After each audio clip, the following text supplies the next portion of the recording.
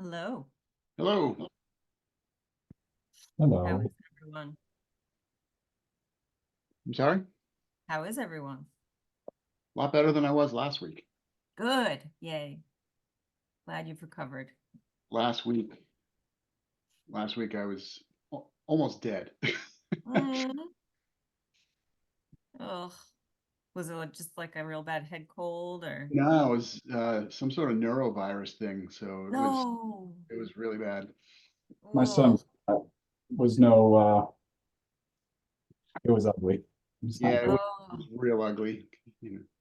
Fevers and slightly delirious kind of things. oh man. Yeah, I fun. felt like that during our FinCom meeting last week as well. Well, I did watch it and I completely understand that.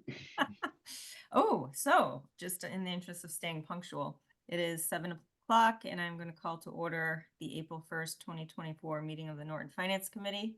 It is our April Fool's edition of our Finance Committee. Okay. No jokes tonight. All seriousness. Okay, Kevin. Here. Steve. Don't see Steve. Tracy. Here. Sandy. Here. Joe. Here. Bill. Here. Paul. Here. Cody. Here. Zach. Here. Bonnie. Here. And I am here. Okay. Hi, Mike. How are you? Good. How are you, Paula? Good. All right. Let's get to it.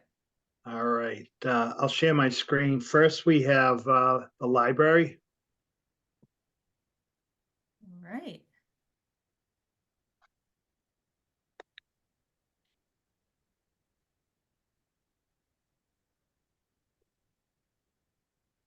All right. Can you see that?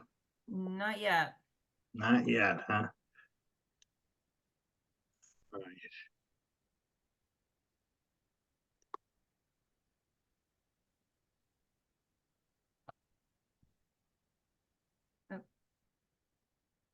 All right. Now we see it. All right. So last year, we appropriated $587,122 for the library. And their request this year was $609,655. And I don't know if anyone is new on the committee that wasn't here last year. Just a reminder that the library is partially funded by the town and also has a endowment that they use to fund a good portion of their budget. And I know there are people from the library on that if you have any questions can speak, or if they want to speak. I think I saw Leon. Lee's on and Bob Berg. I'm on mute. I do have a question, Madam Chair. Go ahead, Joe. So for our representatives from the library, I know at the joint meeting, there was a gentleman who spoke very eloquently about getting 4% in order so that we could get some certifications. And I know that at the last meeting, the last finance committee meeting, we sort of settled on a 1% number. What's the difference between those two numbers for the library itself? If you were to get a 1% increase, what does this number look like versus the 609, 655, which is 4%? Hi, this is Lee Parker from the library, the director. I believe it was around $10,000 a year for this year. Okay. So we get partially funded from the town, and Yep. then we get our supplemental budget covers everything but salaries, and the network fee and materials and technology comes from the trust and donations and the friends, things like that. Okay. So the budget that we gave, this is the supplemental budget. So we're a town building and town property, but we pay for the grounds, the facility, the audit that we have to have every year. Everything that you see in the library and outside, we pay for. So like postage, we had to get pre-stamped envelopes. We had spent $700 on that recently. And all of our supplies, library supplies, janitorial supplies, technology. So we have a limited amount that we can draw down from each year, and it cannot be used for salaries. So we budgeted $10,000 for building repairs, for instance, this year. We've already spent over $34,000 this year because we had to, we had some systems that failed that had to be replaced. That was just under 10,000, and we had flooding in the community room that had to be repaired. We thought we were just gonna have a $5,000 deductible, but it wasn't covered by insurance, so that was almost $10,000. So we're really in the hole on that side. So we increased it to 15,000 for next year, hoping that it will cover the building and the grounds, but we don't know. So with the cut that we would, if it's a $10,000 cut, we would have to cut the technology on the town side, which means like if our public computers failed or our technology, we probably wouldn't be able to replace it unless we got a grant from cable. We did just get a grant this year from the Norton Media Center, and we were able to get hotspots and Chromebooks, and the Friends supplemented with the plans that you need to use the hotspots. I don't know if the Friends will be able to do that next year because we may be relying on them to cover materials. So that 10,000 is the shortfall that would keep you. I think from it's about that, yeah, because we were asking for 4%. Right. Because we wanted to open an additional 5 hours so that we could be open the full 50 hours that were mandated by the state. We're Right. one of the few libraries in the state that are not meeting that requirement. We're still kind of clawing back from when we got decertified in 2008.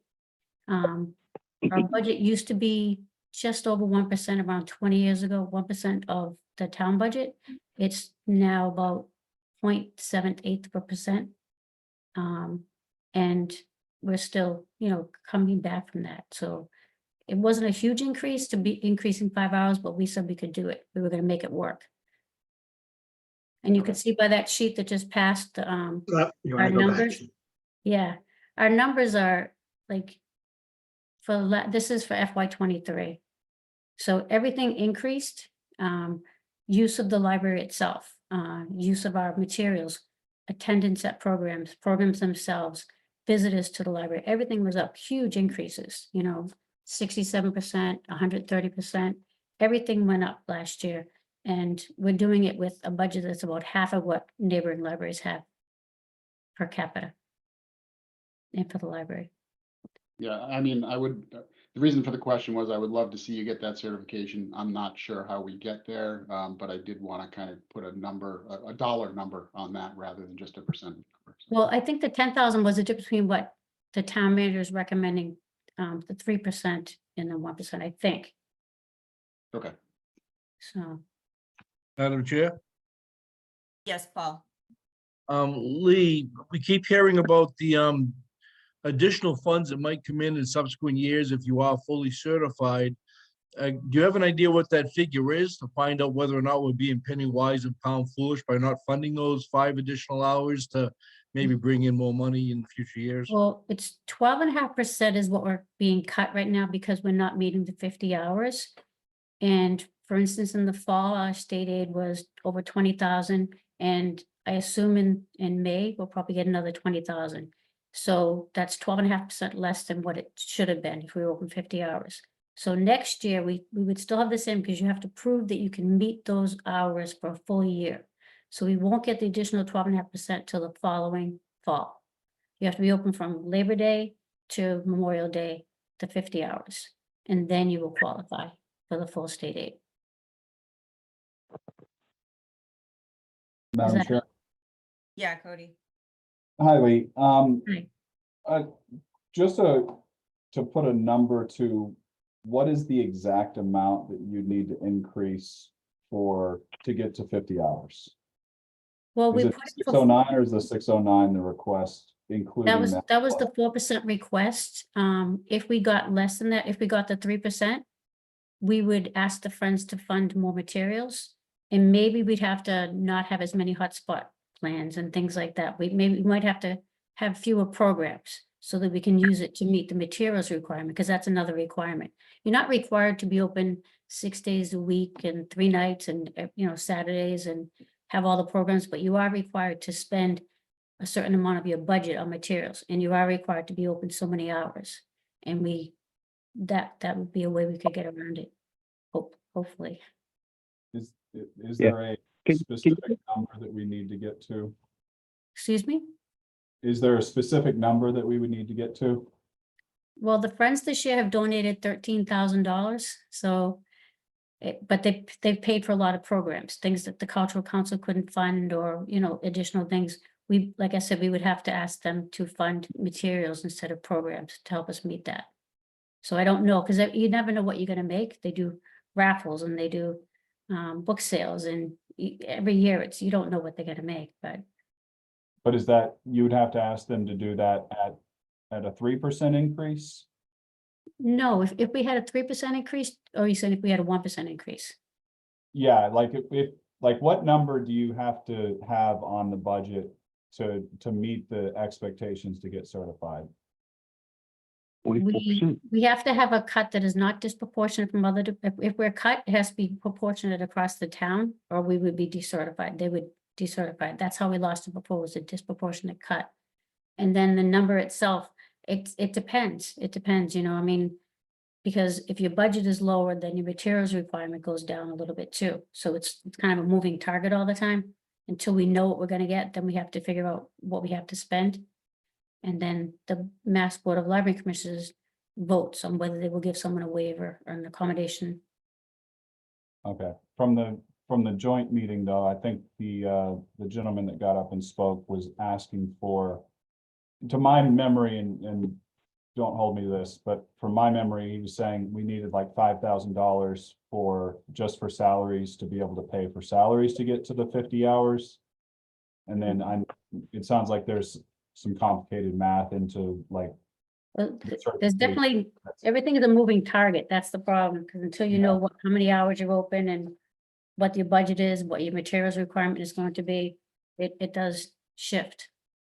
So it was, like I said, I was told to do a 4% budget increase first, and then I was told it was gonna be 3, and then now I'm hearing that we possibly could have a 1% increase, and I've not broken that down. I mean, we've got that in the materials that came out today. At 592, 994 is 1%. Right. How close would that get you? If we had a 1% increase, I would not be able to open the additional 5 hours. Okay. The 3%, I feel like we could do that, and we could get the difference from money from the Friends. But we can only draw down so much from the trust and from the supplemental account, and our expenses are going through the roof. Everything is more expensive, materials are more expensive. The building, it's an aging building, and you can see all the things on the supplemental account that we have to pay for. And our treasurer, Robert Berg, he's estimating 147,150 on that side, which you don't know. Like this year, we're already more than tripled the building amount, so you never know what's going to happen. This is Bob. If I could just speak to that. Yeah, it's the building and repairs that really can throw us for a loop as far as our budget goes, because as Lee mentioned, we have very limited funds. We only have the trust fund. We do get state aid right now, which could go away if we do not get the proper funding from the town. And we're withdrawing about $65,000 a year from the trust.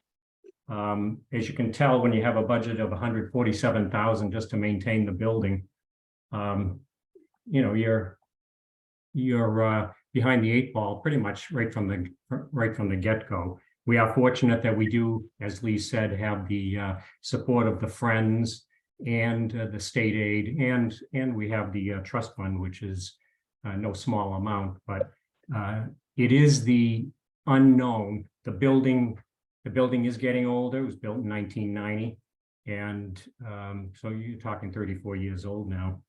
And things break down in the building, and you have these unfortunate circumstances such as floods, which we've dealt with on numerous occasions there. We've had an air conditioning system that had to be replaced, which was large, and fortunately the town helped us with that one.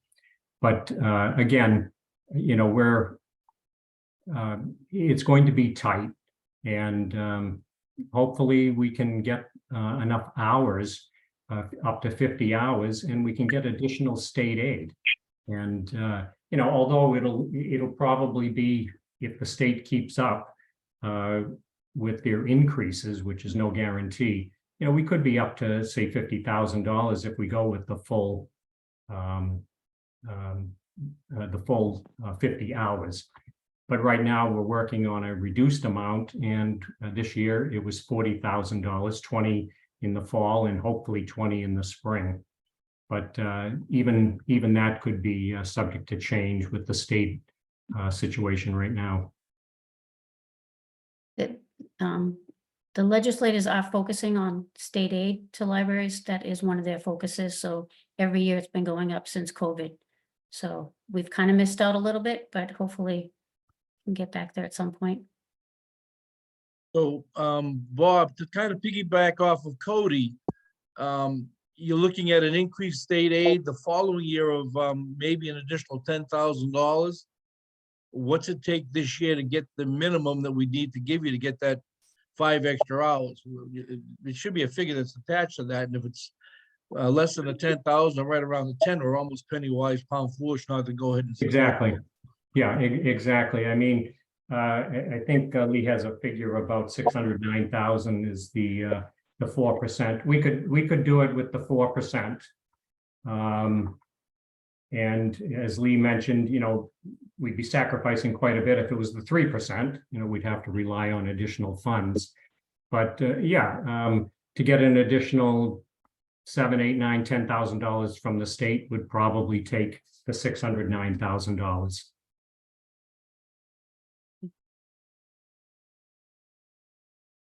I feel comfortable that we could get to do it with the 3% with the support of the friends and donations from people, not anything less than that, just because, you know, we're at bare bones compared to a lot of other libraries. So I think we're stretched too thin to do anything less than 3%, to do the additional 5 hours. I mean, I still want to maintain staff and be 45 hours. I don't want to go backwards. But I was really hoping to go to 50 hours, but I understand the circumstances. It's been our goal since 2008. Yeah. Yeah, can you guys hear me? Yep. Who's that speaking? This is Brian Stalters. I'm on the board with Bob. Hi, I spoke Brian. at that meeting. Hi. As much as Lee stretches the dollar as much as she can with the donations and the Friends of the Library, and occasionally we get something generous from somebody, a few $1,000s here or there. We need that 4% to be open 50 hours. There's no, if we get to 3%, we're still at almost like level service. The 4% is going to get us to that 50 hours, but then we still have to worry about next year and the year after that. We can't keep judging what's going to happen next year, the year after. I know it's tough to do, but if the state comes back and says, oh, this year we're going to give you guys a little less, and we wind up with the same amount of money at 50 hours as we did with 45, we're back to square one again. And then we're struggling with, do we get museum passes? Do we have to reduce what we spend? And like Bob said, the building's almost 40 years old. We had some incredible costs this year because of the age of the building. And it's electronics, it's sprinkler system, it's the maintenance, it's the carpeting, the doors, windows, siding. You get these storms and something happens. We're covering all those costs with donations, basically, and some of the endowment. And we can't keep drawing more of the endowment than we're allowed to. We'll have nothing left, just like the town had with some of the funds. You keep drawing out of those funds, there's nothing left when we really need it. So that 4% is going to get us to the 50 hours. But Lee really pushes, and she works an awful lot of hours to just make everything run as smooth as they do.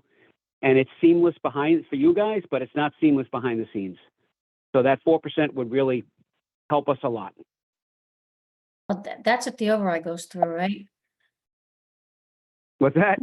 That's if the override goes through there, because they're gonna do a 1% budget and an override budget, correct? Am I right? Right. Madam Yes, Chair? we If the want to 1%. present two budgets. That's the Yeah. goal. It's If that not a 1% dream budget. happens, Yeah. Sorry. yeah. I mean, the state watches all these libraries, like I said in that other meeting.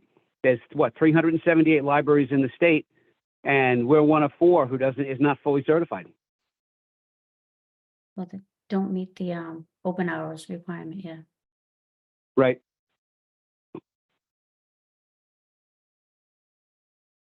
Well, I appreciate everything you've shared. Anyone else from the Finance Committee have questions or comments?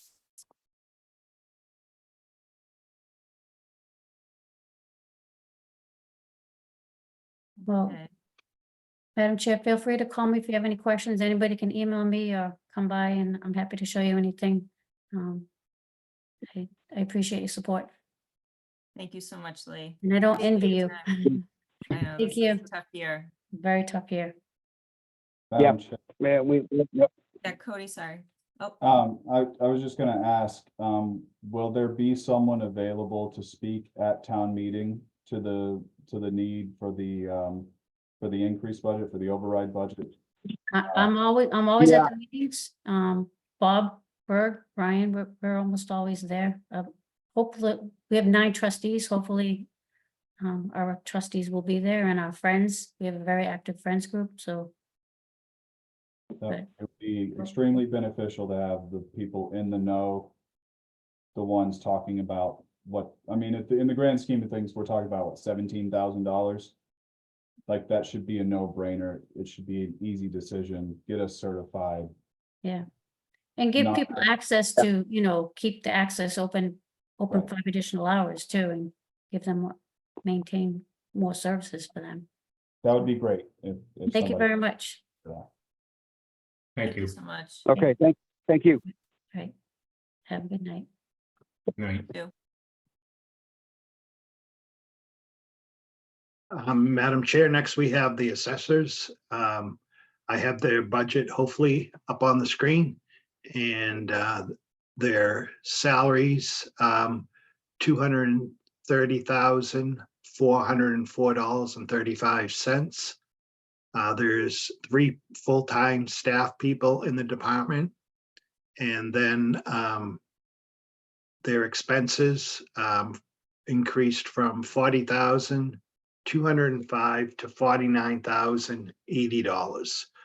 And the bulk of that was contracted services, was an increase of $4,000. And the treasurer, also under seminars and conferences, they went from $3,500 to $6,000. And I know the assessor Denise Ellis is online if anyone has questions. Hi Denise, how are you? Hi, everybody. Anyone have questions for Denise?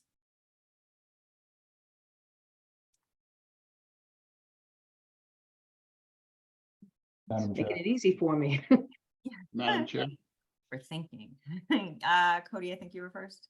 Yeah, I'm just, I think I see, these are, union jobs, so the pay raises are built into the union contract.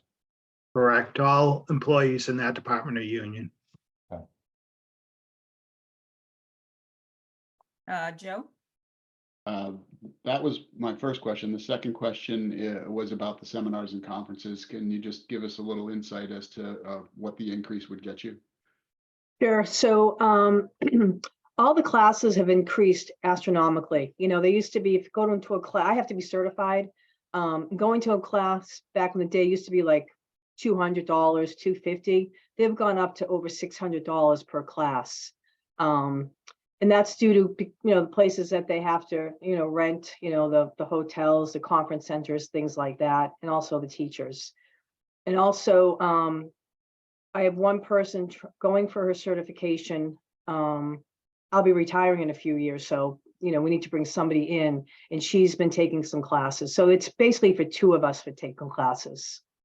She doesn't go to the conferences, but she does take classes. And those are required for certification? Those are required for certification, yes. Okay, thank you. Anyone else with questions for Denise?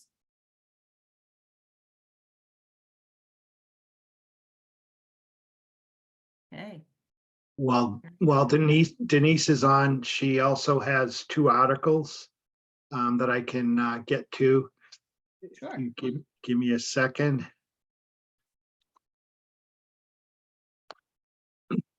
So Article 16 and 17 on the warrant. The first article, Article 16, is to see if the town will vote to raise and appropriate a sum of money for the 3-year cyclical re-inspection program. And Denise can talk to you about how this is a requirement of the state. And the cost for this program is $220,000.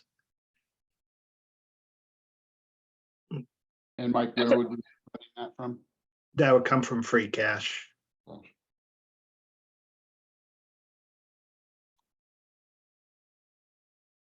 Do you want me to explain what that is?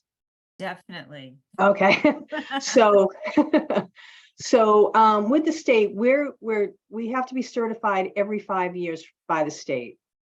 With that, we also have to do the cyclical program, which is, our software company will come out and they have to inspect so many homes a year.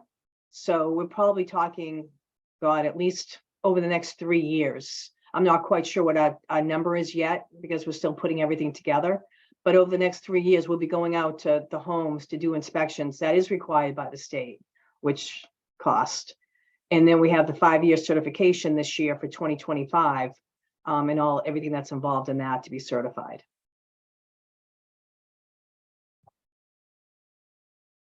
So that that $220,000 pays for the inspections.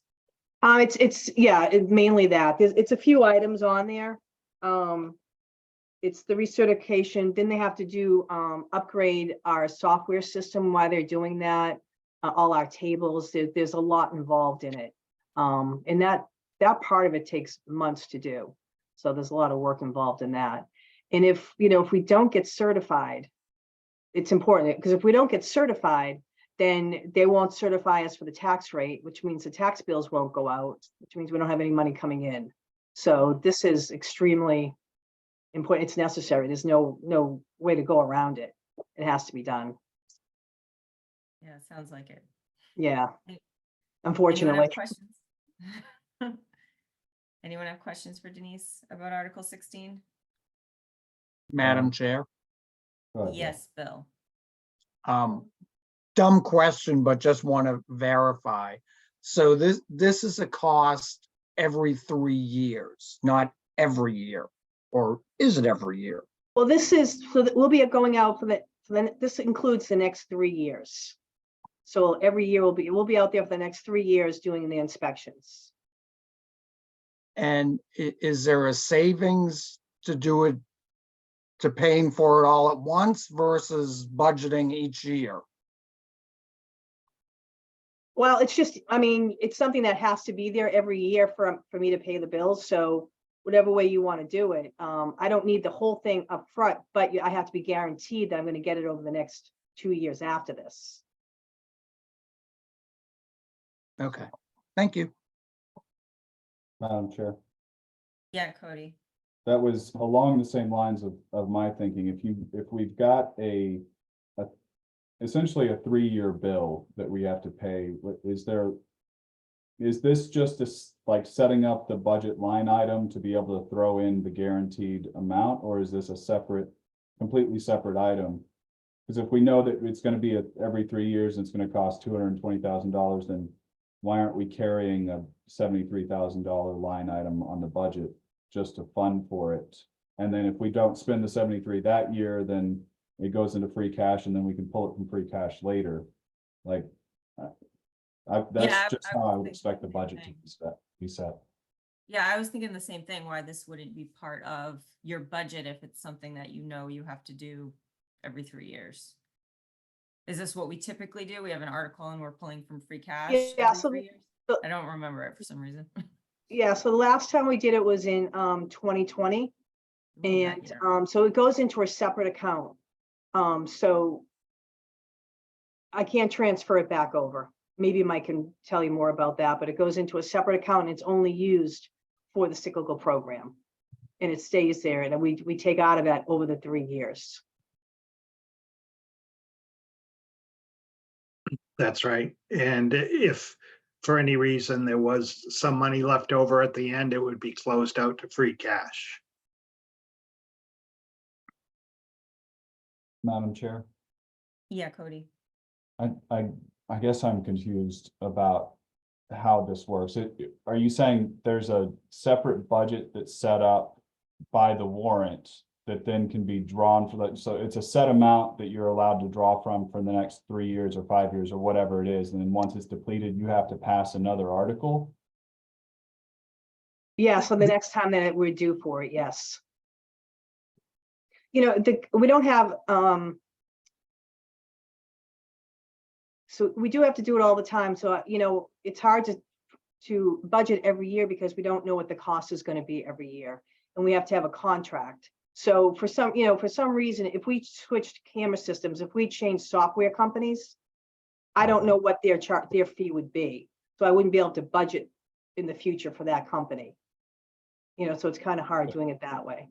So doing it Oh, as wait, so when an you, oh, individual sorry. line item could get screwy if we don't have enough in the budget for you to be able to pull from. So this is setting it aside into a completely separate account that you can pull from, and then once it's gone, you have to re-up. Exactly, exactly. So back in 2020, when you last put this article forward for free cash transfer, it was less than the 220,000. So it like increases every year and you're not Yeah, sure. it would have been a little bit less. I'm not quite sure the amount, but it would have been a little bit less, you know, fees go up, you know, then, you know, he has to pay his people, so payroll goes up, different things like that. And Not Madam Chair, Yeah, Bill? so from the 2020 budget or article, did that total amount get spent? So that money, because of COVID, we have money left over. So that this total bill for the 3 years would be $330,000. But I have money in that account still because during COVID, they had to stop going into homes. So I have money left over. So I'm going to use that money. And then I need the additional money to cover the other 2 years. So yes, there's still money in that account to use, but my total amount was 330,000 over the 3 years, and I'm only asking for like 220, something like that. Because there is still a balance. Okay, thank you. Madam Chair. Yeah, Joe. So this is for a 3-year contract, and what period does that contract cover? That contract covers FY 25, 26, and 27.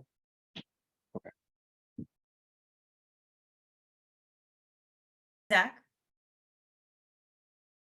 Madam Chair, seeing that we are in a financial crisis and we have enough money left over to fund the first year, why not push this whole article off till next year? Use the money that you have to get by this year and come back next year with this request. We're not gonna have the money next year, Zach. We don't have it this year either, so I know. So optimistic of you. But Anyone she's else got feel that to, way? she's got to commit to a 3-year contract with the company, though. That's why Right. it's going to almost be funded this year. And it is kind of a de facto revolving fund, basically, Denise saying, because you are able to roll the excess into another period. So it is an ongoing fund. And I do recommend that we go ahead and front it, 'cause I think it's gonna be worse next year. Madam Chair, Yes, Bill. but it's almost describing like a capital request where we understand that there are going to be payments over the years, but we don't fund into an account the total cost of, say, a fire truck. We enter into the contract and we know each year we got to pay X. So I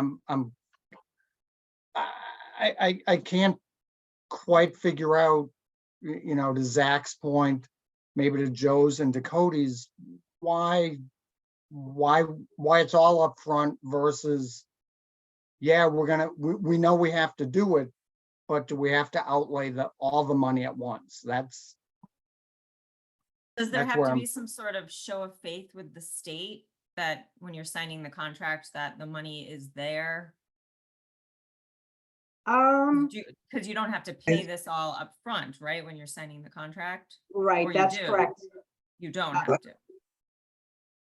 But whoever you're signing the contract with is gonna want usually they want the town accountant to sign off that the funds are available. And if you're signing a 3-year contract where the funds aren't set aside, the town accountant's not gonna sign off on it, and you wouldn't be able to get that 3-year contract.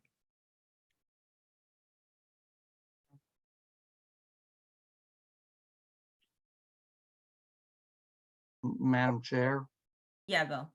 But how does that differ again from a police car, fire truck, whatever, where, it's over 3-5 years, but we're not setting that money aside? It's still a contract, and we know, I don't think we want our vehicles to be repossessed. Well, that's exactly the difference. They can repossess vehicles. They have nothing to take back here. Well, wasn't there software and that kind of stuff in this budget? In that That's cost? separate. That's on a separate line item. The software part of it.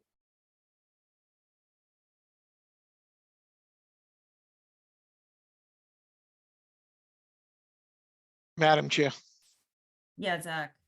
this whole thing doesn't make any sense. They're doing the work over 3 years. It's simple. If you don't pay them after the second year, guess what? They don't show up. I mean, I don't get it. Why we have to put this money aside? I mean, it doesn't make, just budget 100,000 a year in your normal budget. I don't even understand why it's even an article. Put it in the assessor's budget, 100,000 a year. Yeah, I thought the same. It's strange that it's not in the budget. And that there has to be an article every 3 years. I'll tell you, the more I see of municipal government, the more my head spins. Same. Madam Chair. Yes. Question Cody. for Mike. Where does this account live in the budget? Like, where is the line item in the town budget that shows that we're carrying this for this specific purpose?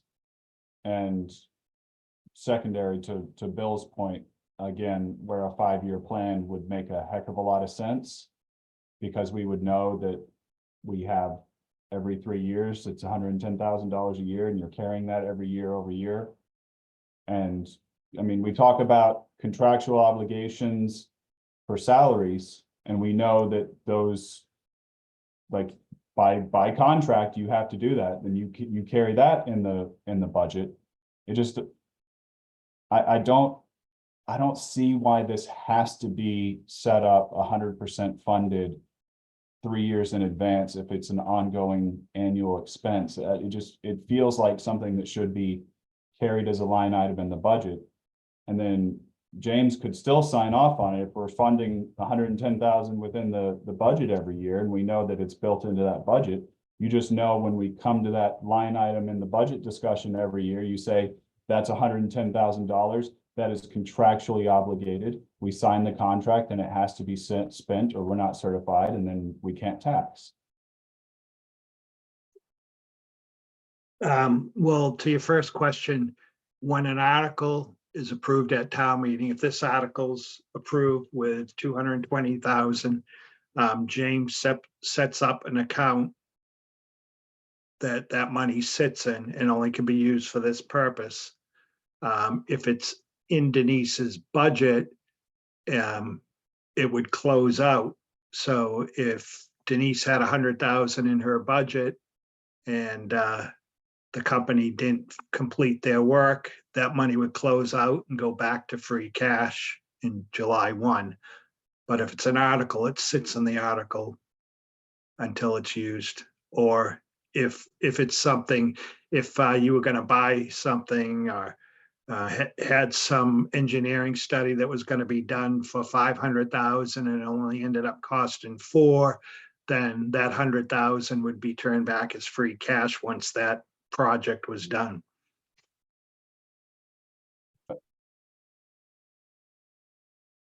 I guess the trouble I'm having with that is you're essentially doing that now. The 110,000 that's sitting in there wasn't spent. And it's just sitting there and you're like, you've carried that over. I understand if you don't spend it in the annual budget, it turns over as free cash. But if you didn't spend it in year 1 and you're going to spend that much more in year 2, because you have to spend a certain amount, then that's a discussion for the annual budget where that line item is, last year it was 110, we only spent 90 or whatever it is. So 20,000 goes back into free cash, but we're going to pull that back out of free cash and we're going to fund 130 next year because it's a makeup for year 2 where year 1 fell short. So just one comment. I am still using that account every year. They have not been doing as many inspections. They're catching up now, but I have been taking money out of that account since 2020, but not as much. So it's dwindled down, but I still have enough. So that I do use that account. And So if that money wasn't there, then they wouldn't be able to do the work because that money would have been taken back. So that's Right. why it's in that account. So it's always there for when I need it, for when they're doing the inspections. I mean, is it on average 110,000 a year, or is it like it can be 150,000 and then another year it'll be 60? This is a 3-year contract. For this contract, it's 110,000 a year for the 3-year contract. It was probably less on the last contract, and after the next 3 years, it's probably going to be more. I just No, and personally, I don't know. I mean, right now, if we have a 3-year contract, we're locked in at 110,000. If we don't get, well, I guess it's the contract, but but after this 3 years, I don't know what that cost will go up to. just a follow-up question on that. Mike, is the 1.2 or whatever that you're suggesting in your letter that we pull from free cash, is that taking into account this line item being passed? No, that's for the budget. Okay, so again, we're finding ourselves back in the situation where this is an ongoing expense. I know it's a known ongoing expense 3 years in advance or 5 years in advance. You know exactly what it's going to be, but we're already, you're saying 1.2 million, and then here comes Article 16, which is going to require another 220. So now we're at 1.42, and then any of the other articles are more like, if they're ongoing expenses, why are they not in the annual budgets? Like the free cash should not be going towards things that we know are going to hit every single year. Free cash should be one-off weird things that, we need to be able to pull from, or it's a frictional, it didn't happen this year when we thought it was going to happen, so we pull it over and it just rolls over into the next year. But we know this is going to be there, so it's frustrating that we keep back in the exact same scenario where we're talking about using free cash for things that we know are going to be hitting the budget for the next 3 years.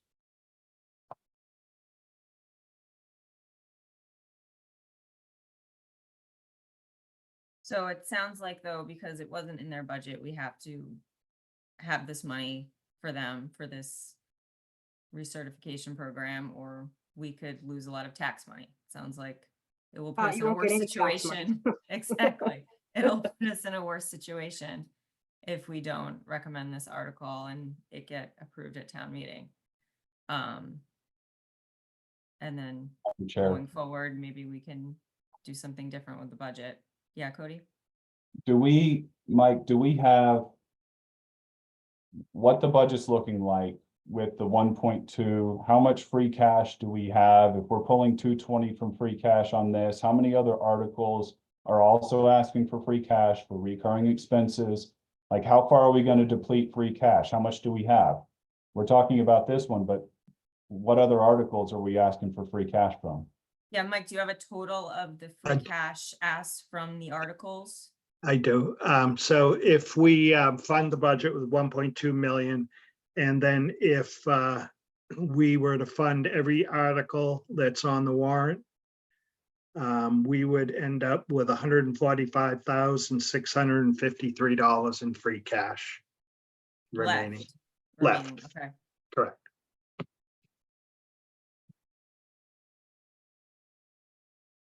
Madam Chair. Any idea how Yeah, much is going to be Joe. certified in the fall? Sorry, I jumped in there. No, go ahead. What was that question, Cody? How much will be recertified in the fall? Do we have any estimate of what's going to be recertified in the fall? Because $145,000 in free cash seems incredibly light considering we've been carrying 7 figures year over year. I mean, with a 1% increase in budget, I highly doubt there'll be many turnbacks. And Right. if we don't get the healthcare holiday, health insurance holiday thing, we're gonna have $145,000 left in free cash in the fall. Unless, Mike, you see something Well, different. but the free cash, if the 1% isn't until fiscal year 25, so that's free cash fall 25, that will be Right. based on your calculations lower. And So yeah, fall- we do know we'll have free cash. I don't know what the number will be, but we do know we're gonna have free cash. Because of some of the accounts, like the interest we've been earning is a lot higher than anticipated. The properties we sold in the summer, that's gonna be certified as free cash in the fall. So we know we'll have some money. Madam Chair, Yeah, Bill? Wait, I didn't get mine. Oh, sorry, Joe. Joe, So Mike, what's the solution here? I don't think James is on the call, but how do we get out of this cycle of having to use free cash for these articles? How do we change our accounting so that this 220,000 or 330,000 for the contract is not always being taken from free cash, but can be planned for, budgeted appropriately? So I'd like to know the answer to that question. Sure. Would have to have a lot more money every year. So, because right now, when you look at it, our increment's like 1.1 million, and we're using 770,000 of that just to cover retirement, health insurance, other insurances, and our increase in the SEMREC assessment. So, Understood, but Yeah. if we got to a point where there is no free cash, we Mhm. get zero, then Right. we can't fund these articles. And that's, and if it's mandated by the state, there's Right. got to be a better way to plan for that. So if there was no free cash, we would have to do this. So your budgets would be reduced even more because it would have to be raised and appropriate. Madam Chair, Yeah, Kevin? but are we saying we're purposely moving items out of the operating budget onto these articles? This item's never been in an operating budget. It's been an article year after year. I know the town accountant's been here a lot longer than me, and ever since he's been here, it's always been an article. So it's not an ongoing strategy to move things out of the operating budget because we'd have way less money if they were in there. that would be like intentionally robbing Peter to pay Paul. Right. Madam Chair. Yeah, Bill. Uh, uh, Again, I keep scratching my head here. If we're essentially, you know, we're all kind of asking the same question. That why isn't it in the budget? And then we kind of get the answer, well, it's never been in the budget, or this is the way we used to do it, or, you know, whatever. Why wouldn't we just fund 1 year, forcing it to then be put into the next budget and then getting it off this cycle? Because if we do it this way, we're just going to be revisiting this in 3 years.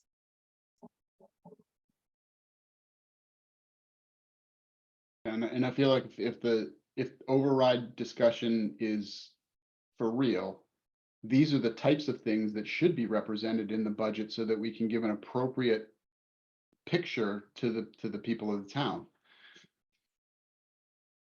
Yeah, Zach.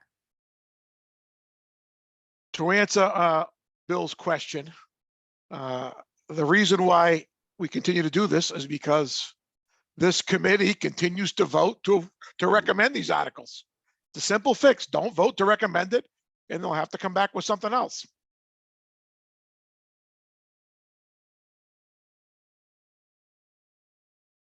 Hey, Madam Chair, yes, Joe.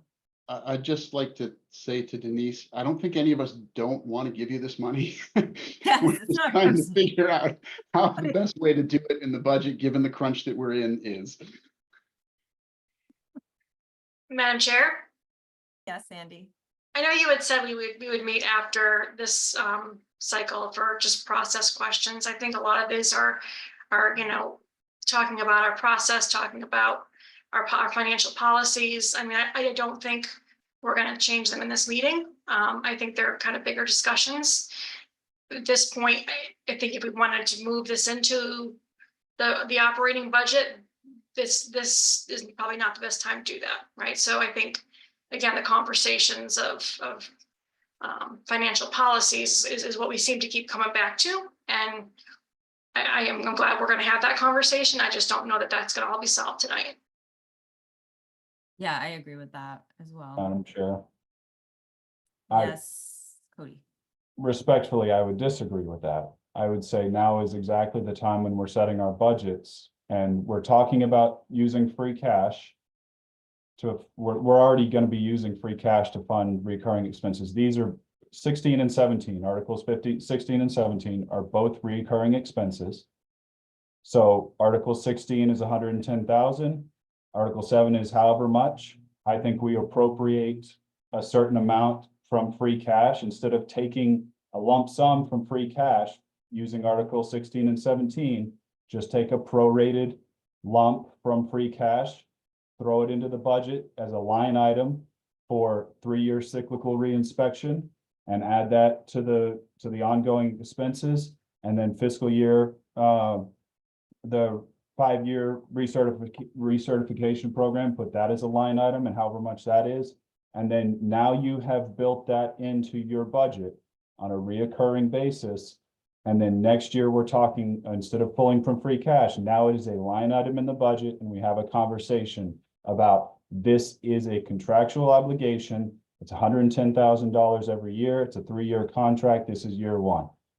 5-year contract. This is year 1. Like, why are we not having that conversation? It's not a policy. It's literally setting your budget up to be the way it's supposed to be. I'm not going to, like, I don't want to recommend 16 and 17 to say, well, we've always done it this way, so that's the way it should be.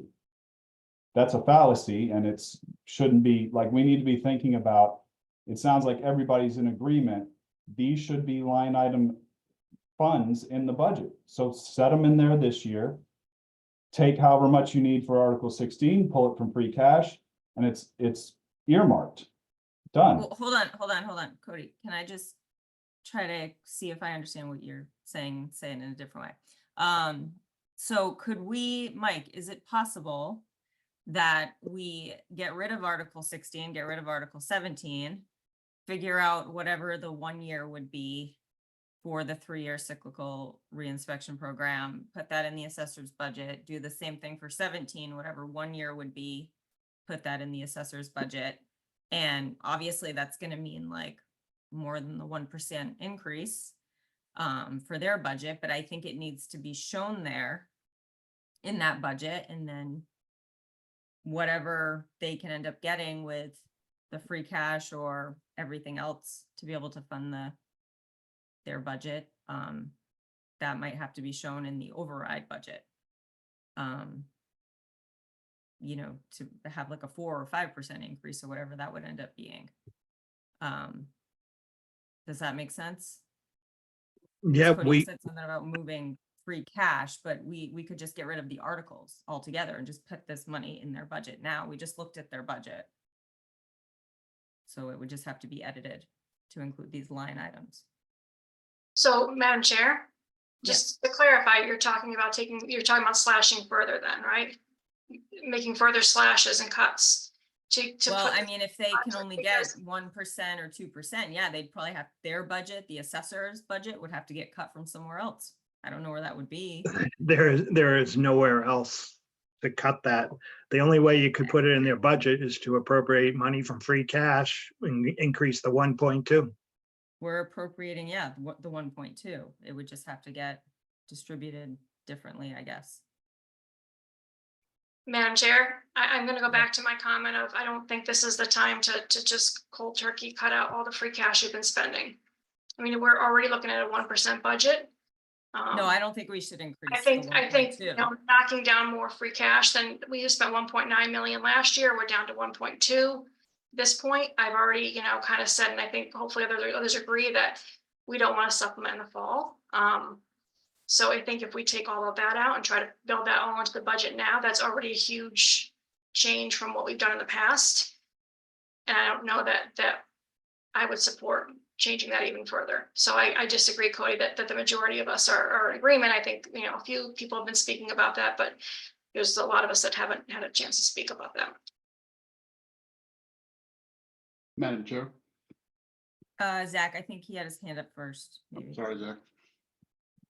Madam Chair, and Denise, correct me if I'm wrong. Denise has already indicated she has enough money for year 1 of this contract. We don't need to do anything else this year other than to vote these 2 articles down. She has, I thought you had leftover money, about $100,000 to cover the first payment for this contract. No, Is that I don't correct? have the entire amount for the first year. I'll be short on the first year. And do we know what that balance is that you will need for the first year? It's either Roughly. 10 or the balance would need to be 10 or 20,000 for the first Okay. year. So I would put into her budget 10 or 20,000 and put 25,000 to be sure, put 30,000 to be sure, and vote down Article 16 and 17, and then add it to the budget next spring for the following year, whatever that is. That's all we need to do this year. Nothing else has to be done other than that. Joe? Yeah, so I don't see fundamentally what the difference would be if what we're trying to do is fix the budgeting process from you know, where we were going to have 1.2 from free cash for budgets, and then at least this 220 that we were going to take from free cash for this. I don't see what the difference is of raising from what we're going to take from free cash, that little increment to cover what Zach is saying. In the end, it's a wash. We're still taking it from free cash, but we're getting that much closer to what we feel is a better budgeting process. Madam Chair, I guess that's the question I have is, it sounds like people are suggesting just still spending the 1.2 million and not spending this in free cash.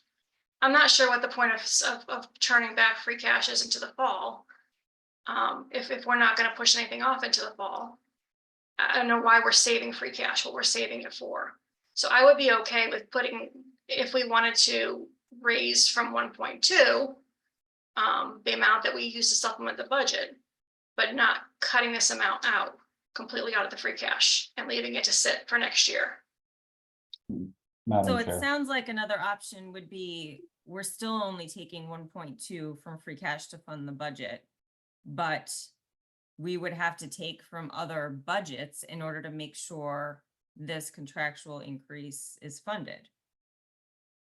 Mike Madam would Chair. have to play around with the other budgets in order to make sure this, But my specific point was, line why item would, gets why funded. would we do that if we knew that if we were gonna include Article 16, we'd have to take it from free cash anyway? Why would we do that? Madam Chair. Why would we cap it at 1.2? I'm curious, Paula, what you're thinking is, seriously, like, I want to understand what your thought process is there. I just thought that we didn't want to take more money out of our reserves in case who knows what we need in the fall. But we would We be if would we have had. spent if it we down passed to this zero. article. That's what I'm confused about. Say that again, Joe? But we would be taking more than the 1.2 if we were to recommend this article, because the 220 would be coming from free cash. That is outside the 1.2 that we budgeted for budgets. If we fund this article, Yes. we'd have to be taking more, yes. Right. Madam Chair, I just wanted to clarify that with Sandy. I'm not saying that we're cutting, like, the 1% budget. Mike's already included $1.2 million from free cash. That's set. My problem here is that number doesn't include recurring expenses. Like, these line items for Article 16 and 17 are annual expenses. They're ongoing expenses. And instead of funding them from free cash in a lump sum to pay future expenses, throw them in on the budget, pull whatever additional free cash you need this year on top of the 1.2. 1.2 is set. We're talking about, for Article 16, Zach clarified that we need an extra 30,000 this year because that budget is already has the money in there, and she just needs an additional 30,000 to fund Article 16 and 17. Done. Pull the 30,000. Now we're talking about having an additional $190,000 that we're not pulling from free cash to fund these 3 years in advance. Does that make sense? I mean, is that? Yeah, I think you and Paul are saying two different things, so that's why I'm getting a little confused. I think you're saying still use the free cash, but use it as part of the budget. Correct or no? Yeah, I mean, we have to this year to set this aside, but we would be doing that anyways because the article requires pulling it from free cash. Right, and that 1.2 million, that's all ongoing expenses, right? It's part of our operating budget. So we're not going to get away from using free cash on recurring expenses in 1 year in one fell swoop. And I just want to make sure that we're not, it's already going to be, I think, painful enough. I don't know that we want to even cut even further just to put this into the budget. I'm okay with using extra free cash, and you can call it an article, you can call it the budget, doesn't matter to me, but just as long as we're not just trying to stick with that 1.2 million. Okay, I understand. That makes sense. Zach, Paul, I think you had your hand up first.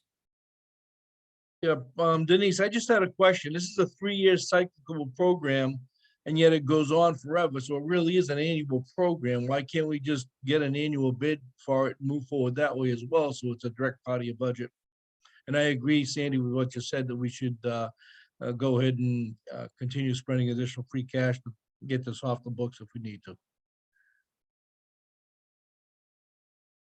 I'm sorry, did you have a question? I did, Denise. This is a 3-year program that never stops. So it really is an annual program. Could we get an annual quote instead of a 3-year quote then and have it part of your annual budget? So you'd put in a fresh figure every year in your budget for what it's going to take to do it for that year. We could probably do that. Well, that just might take care of some of the other issues that people are having here on this phone call, on the Zoom. Make it an annual event. Zach. I think we're just mixing a lot of different issues together here. That's what's causing confusion. All I'm saying is, we're talking about using free cash now, later. All I'm saying is we're working on 1 year's budget at a time here. We're working on next year's budget. And I'm saying you don't need to come up with 200 some odd thousands for next year's budget. All you need to come up with is $30,000. Where you take that from is a totally different issue. But for this year, all Denise needs is roughly $30,000. So why are we funding for 2 years down the road, 2 years down the road when we're budgeting 1 year at a time? That will leave a couple extra $100,000 in free cash to be used in the fall or next year. There's no need to pre-fund. You know, we don't pre-fund the schools for 2 years. We don't pre-fund the fire department for 2 years. We're funding 1 year at a time. We're just talking about that. And all the other issues are being kind of mixed together. So Madam Mike, Chair. could we amend this article to read that way, to just take from free cash, you know, the 20 or 30,000 she might need just to get through for next year? Right, I'll sit down with Denise and go over what she needs to get through the year, and we'll come back. I would prefer to do it, stay with it as an article. You know, as Sandy was saying earlier, if we want to change the way we've been doing things year after year, that's fine, but let's have a discussion about it with the assessor and town accountant, all together with the finance committee, you know, after the budget season. If we want to change how it's done in years to come, we can do it then. Okay. How does everyone else feel about that? With an amended article to just fund through the next year. I feel better Madam about Chair, it. did they have a figure for Article 17? We Yeah, haven't that's heard a figure my for. next question too.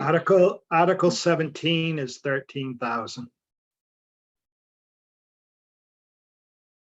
13,000 for the 5-year. That's all the 13, so that's what I was saying, the 13,000 is probably what I need. So I have money in that account, so I need an extra 13,000. It's all kind of one program, that goes into one account. So if I had the 13,000 on top of what I have, that should cover me for a year. For Article For 17. the 3-year cyclical. For year, Article with the- 17, yep. Yep. Okay. Madam Chair, to answer your question, I'm okay with if we reword this with an eye towards getting in the right direction next year. Just fund for one Yep. fiscal year. Okay. All right, we'll come back to you with a number on that. Okay. Paul, you still have your hand up. Do you have a question or comment? No. Okay. All right. Madam Chair, I have a question. Go ahead, Zach. Should I put on an extra pot of coffee? Because I think it's going to be a long night. Yeah. Can you send some over to my house? Oh, all right. Anyone else? Article 16, 17, moving on. Is Denise done?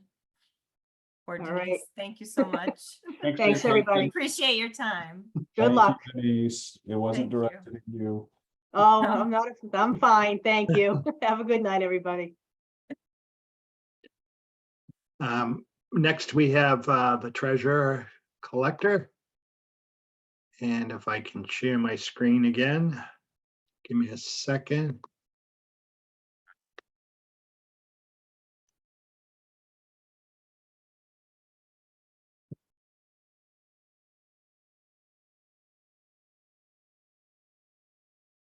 And the treasurer collector's office, there's 4 staff people in the full-time staff people in the office. And the salaries are contractual. And then the charges and expenditures. There's a slight decrease in the expenses. And then also attached is, at the bottom is tax title foreclosure. Last year, $71,103. This year, $33,471.25. And the treasurer collector, Paula, is on. If you have questions. Hi, Paula. How are you? Good, thanks. How you doing? Good. What is the decrease for the tax title foreclosure? A big chunk of that is the auction. That is a very time-consuming and expensive process going through all those properties. And a lot of it, because I was tied up with that a lot, I didn't get to a lot of other things. that often is pretty tight as far as staffing level. And so I'm struggling to get to everything. So if I don't do my part, the attorneys can't do their part, and so that's why we're not spending the money in the tax title foreclosure.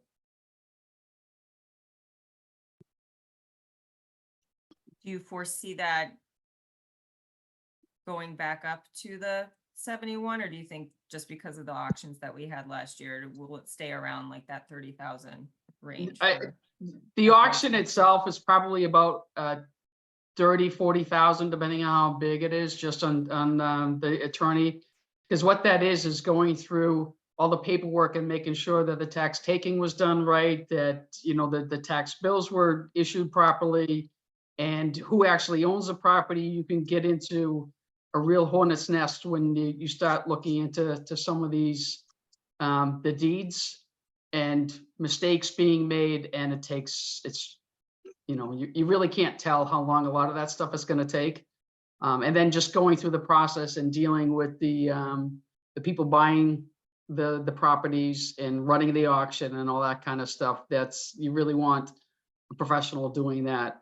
So when we do an auction again, that it would require some additional budget. So I'm not planning on doing that in 25. Okay. So it would just be going after individual properties and trying to collect on those properties or potentially foreclosing on them. And doing the tax taking, perfecting a lien. I didn't do that last year for 2022. So this year I'll be doing it for 22 and 23. Okay. Paul, did you have a question?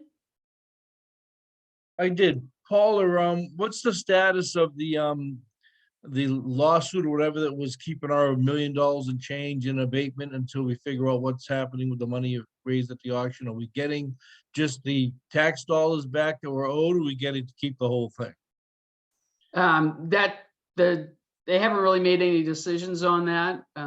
But the money that was owed to the town, we have taken that back, and that we have access to. It's the excess. And part of the issue is that some of these properties we've held now for literally decades. So depending on how you calculate that excess, is it based on the price at the time that you foreclosed, or the price for the auction? And so now you're including really capital gains with that. So that it gets into there's a lot of things to consider about doing that. So I don't think it's going to be anytime soon that they have a good answer for that, to be honest with you. Unfortunately. But we do have the actual tax dollars that were owed to the town for the years right up to you. Right.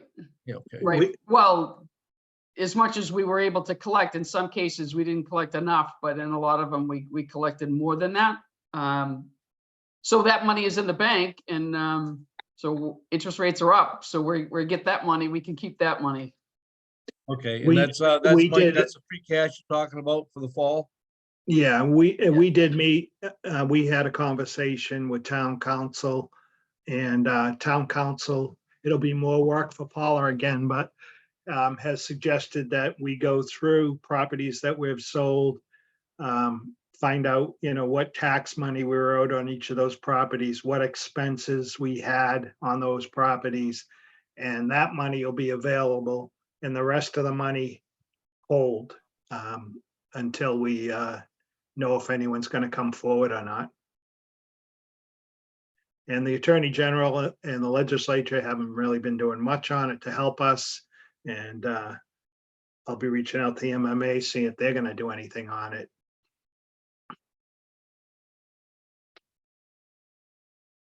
Anyone else have questions, Zach? So Mike, what, do you have an estimate of what that number is? Paula would probably have a better idea. Roughly? I think it was just the excess and deficiency was over 600,000, was close to 700, I think. Okay, and Mike, has anybody discussed what's to happen with that money? Are we going to be using one-time funds for operating budgets again and get back into that trap? Or we kind of try to do something else with that money when it does become free cash? It would be certified as free cash like any of the other money that we have. And then it's up to whatever we're gonna do for our next year. I would suggest, at least to this committee, that it does not get spent into operating budgets, because that's just another hornet's nest. Madam Chair. Yeah, Cody.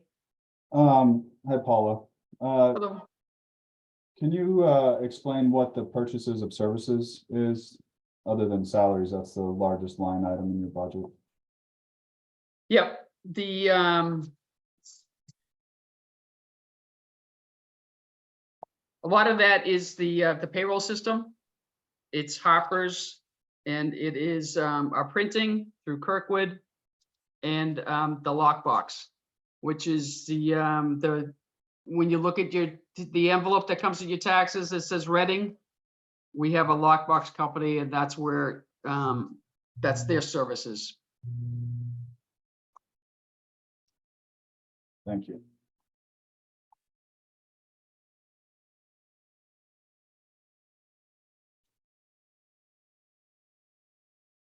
Questions for Paula?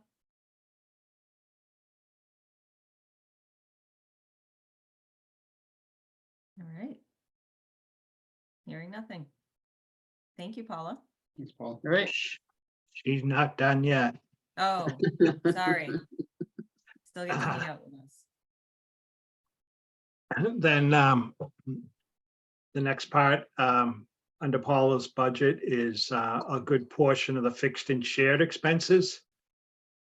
The maturing debt, interest, employee benefits. And in employee benefits, you have at the top personal service, that's Bristol County Retirement. And then the next line item is the health insurance.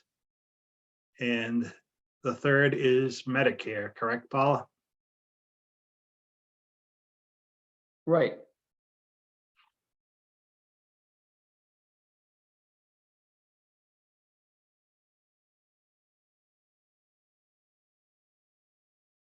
Any questions on these fixed and shared expenses? Madam Chair, Yeah, Zach. what percentage of the budget is the retirement? More than 10% of the total town budget is just to cover retirees? $8 million, almost $9 million? That's health insurance. Retirement is the 4 million 4 million as requested, 4,378,697. That's the retirement. And that health insurance is a 80-20 deal? 75-25. And that's been like that for how long? Forever, or has that been adjusted over Not- the years? It has been adjusted. Paul, would you remember? I'm trying to remember when it went to 75-25. It was probably 5, 6, 7 years ago at least. It was a bit ago. And And the what was it PPO now? was 70-30, right? I mean, 70-30, I'm sorry. No, the PPO was 70-30. PPO, yeah. And what was it? What was it 7, 8 years ago? The PPO went up the last time we did an amendment to the contract with all the employees on health insurance, probably 6 years ago. But how Before does that, before that, the PPO and the town insurance were the same. And when they went up, I think they went up 5% a year. It went from 80-20, and then it went up to the 75-25, and the PPO went up to the 70-30. And that was negotiated with the dozen unions, including the teachers union, all at once? Yes. Has anybody given any thought of renegotiating that? We will have to, the contract is ending, so we will have to do a new agreement. Madam Chair. Yeah, Joe.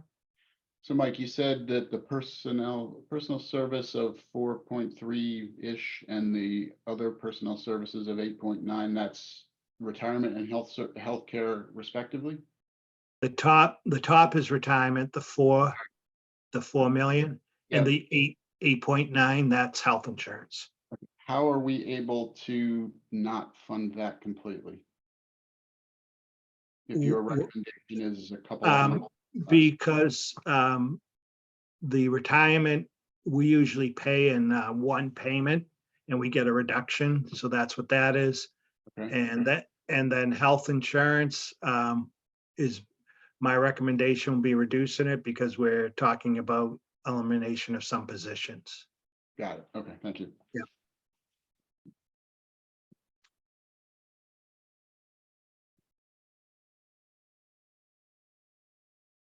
Hey, anyone else? And the unemployment, I've increased it from 75,000 to 100,000.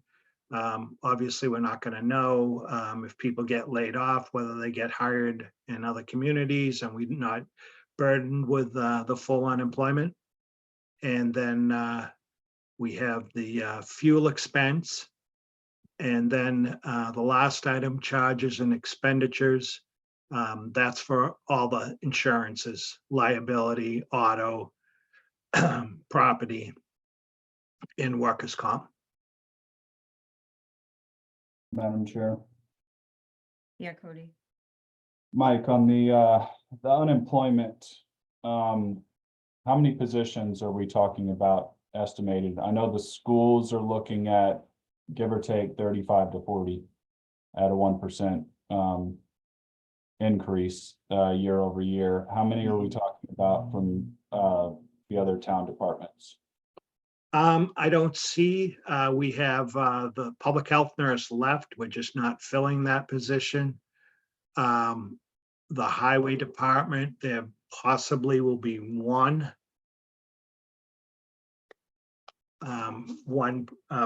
unemployment claim there.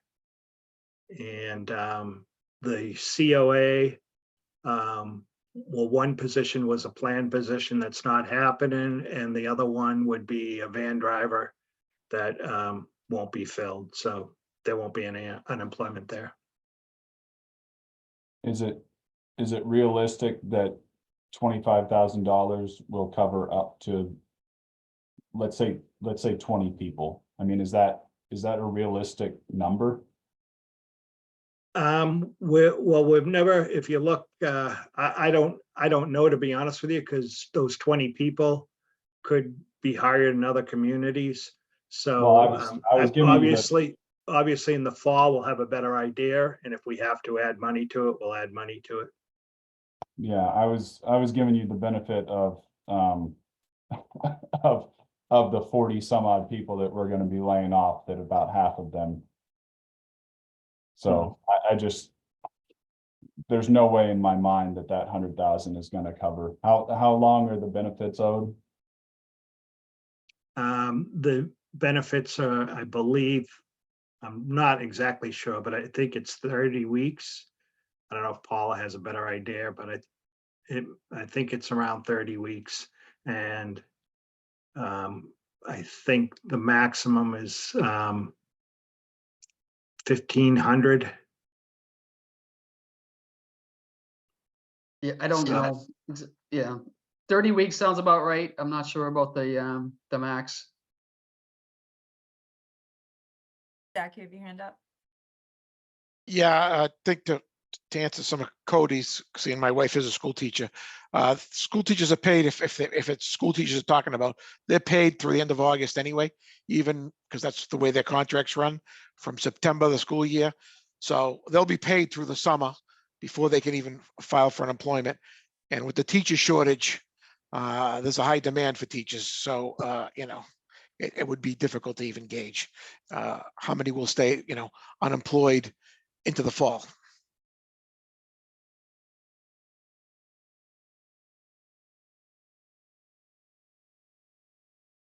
Okay, anybody else?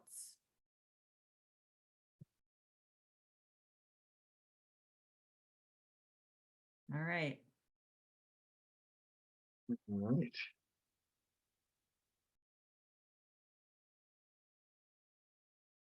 That's it for you, Paula. All right, Thank thank you, you. Paula. Good night, folks. Good Good night. night. Thank you. The maximum, by the way, is 26 weeks. I was just looking.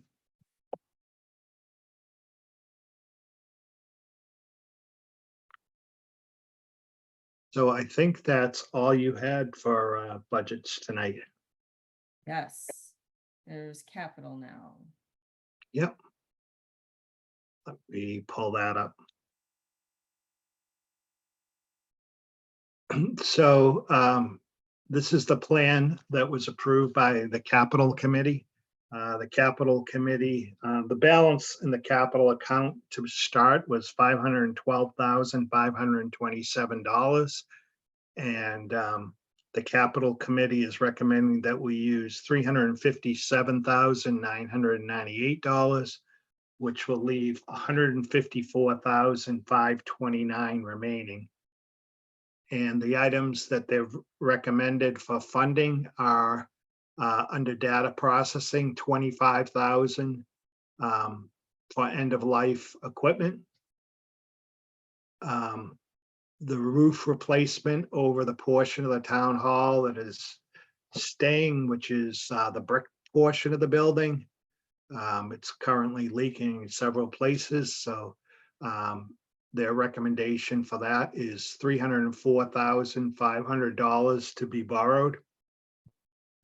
New duty pistols for the police department, $43,000. The last replacement of structural firefighting hose for the fire department, $22,000. And at the JCS, they need to replace the elevator hydraulic cylinders.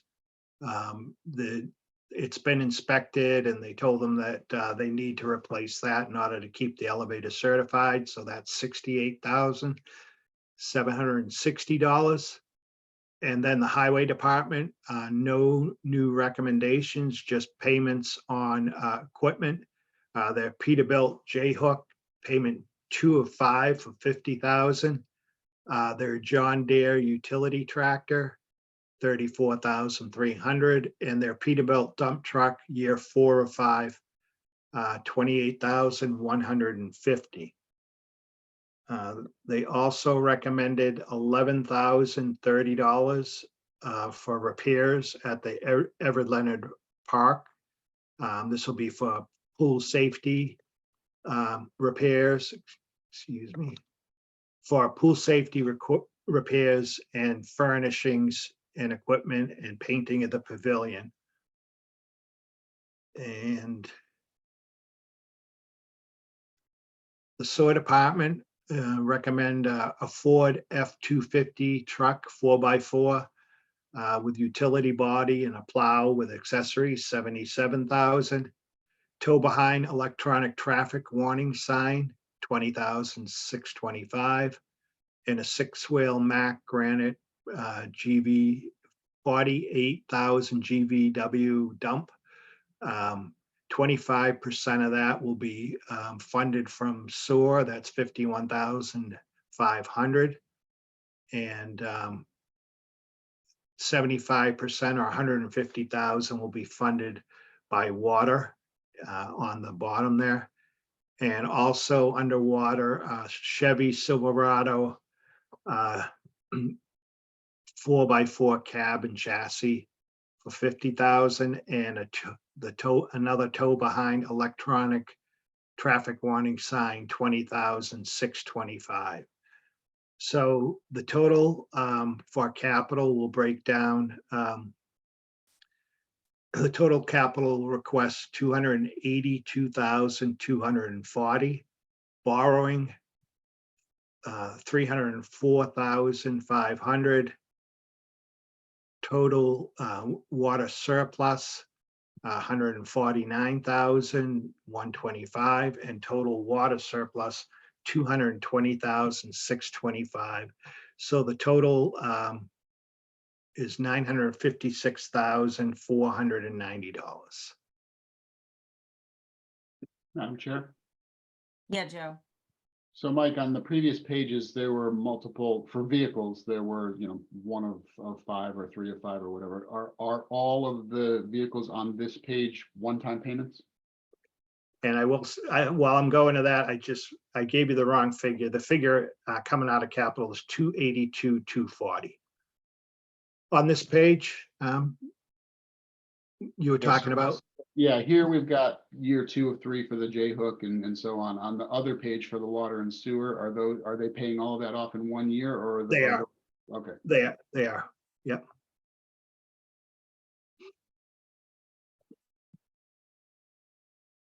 Okay, any other questions on this capital? Madam Chair. Yes, Cody. Mike, it was brought up in a previous meeting that the permanent building committee had recommended not tearing down the old town hall.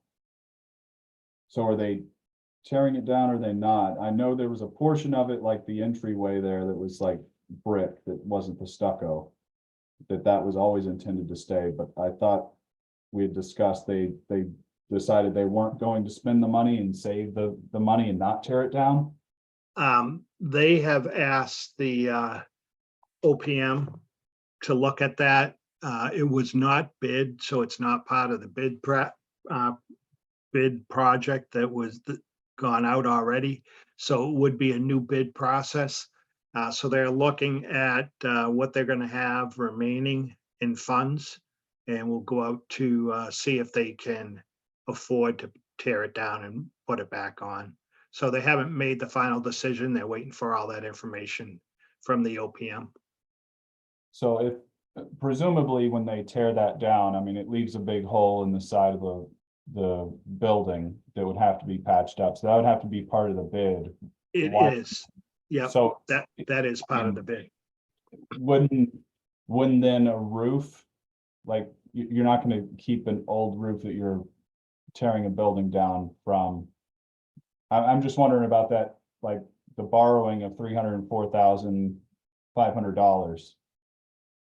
I'm just wondering why that wouldn't be considered part of the demolition of the existing building, because it's demoing that building and then securing the remaining building structure that is not torn down. Yeah, it was never going to be part of that. All that was going to be part of that bid was to tear down the existing town hall, shore up that wall, make it whatever they have to do to make the building whole that's left, the fire station and the rest of that brick portion. And the roofs are 2 separate roofs because the town hall was there first and the fire station was added on later. So they're 2 separate roofs. So whatever work is done tearing down the old town hall and fixing the wall isn't going to affect the roof. So it's the roof over the fire station that needs Correct. replacement. Right. It's the whole brick portion. So right now, like if you picture the town hall, where the lunchroom is and the veterans office, and upstairs where inspections and Board of Health, that would all become part of the fire station. That part stays. And that's the part that has the problem, like not the part directly above the fire station, it's the part above the town hall part of that roof, correct? Right. That's what the 304 is for. Well, no, they've told me over the fire station, they do have issues now too. Okay, so it's the complete, okay. Yeah. So just from a logistics standpoint, if we're presumably they aren't going to borrow this and start and put a new roof on it and then have us tear down the building next to it and then it's not like matching or they got to patch it or whatever, right? They would wait for that process to be done before they redid the roof. I don't know what the time frame would be for that tearing down. That'll be something that will be looked at. But they're 2 separate buildings right now. I mean, one was added on later, so the roofs aren't even in line. They're different levels. Okay.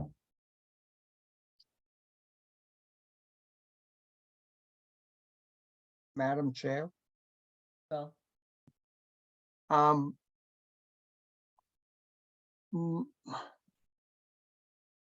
Do we need to have the permanent building committee, come speak with us?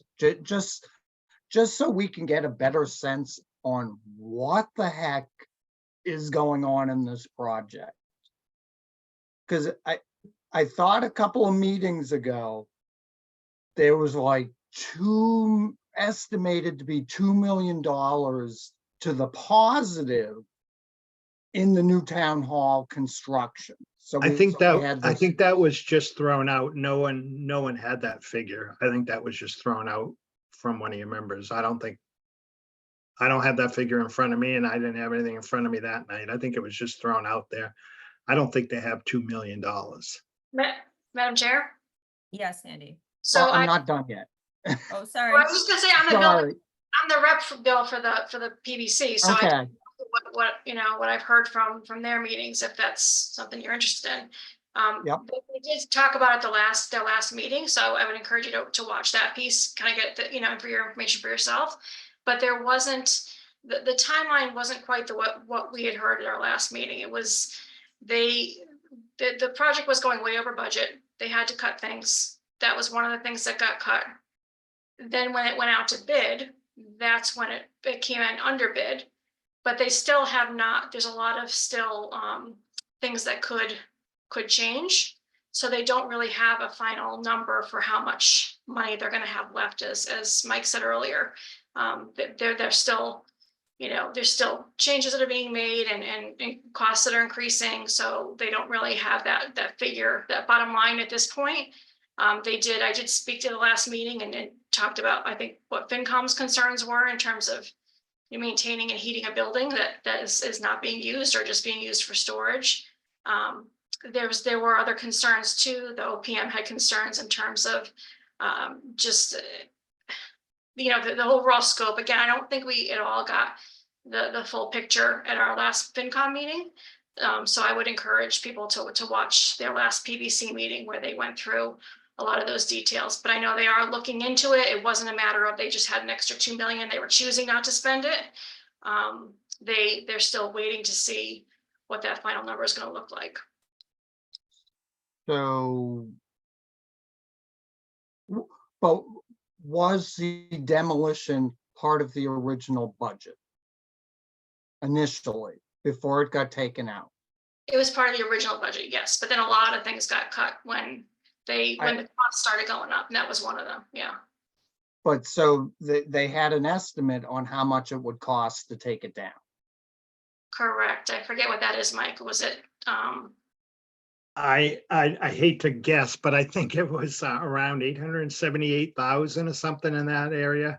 sounds right. That sounds like what I was remembering. So again, my concern is this is what was voted by the town. We're gonna put this building up. We're gonna take this other one down because we sold the project of we can't live in this existing town hall, that concrete block, structure is degrading. It's gonna be unsafe. So now we take it now, a couple years later, after we voted, yes, we deserve a new town hall. Now, a couple years go by, prices went up. We take that line item out. It's still a structurally deficient building that's gonna have to come down at some point. Why are we kicking this can down the road? You're heating it, you're gonna have to maintain it if it's so structurally deficient, so it doesn't injure someone. I'm at a loss as to why it's staying up to be an additional cost for years to come. I don't get it. And is this solely PBC's decision? Or would this be select board? I'm sure the PBC would come back to the select board. If they need more funds, then they'd have to have an article to appropriate more funds. So I Got think I mentioned this last time, but the select board should also have a rep Yeah. attending those meetings to be able to keep the select board informed of decisions like this. Because they, I think the words Dinah would use when she was on the board was they serve at the pleasure of the select board. So they've been appointed by the select board, so they sort of answer to the select board. They technically don't answer to us. We can ask questions, and I think it's right for us to do so, but technically they answer to the select board. So it makes more sense to me to have those questions asked by the select board and answered by the answered to, sorry, the select board, even if they were willing to come to this meeting. Madam Chair. Steve does go to the meetings. And I know they actually spoke about this at a select board meeting. They talked about the town hall, but the fact that it was going to stay up. So that was a conversation that happened at a select board meeting a little while back. I'm gonna go to Zach because I know his hand was up first.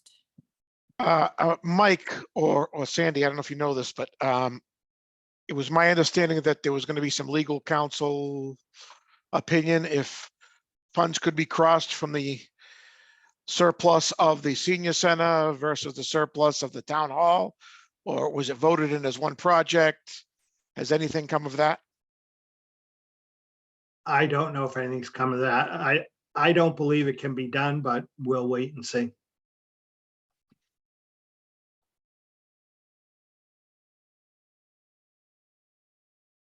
Madam Chair.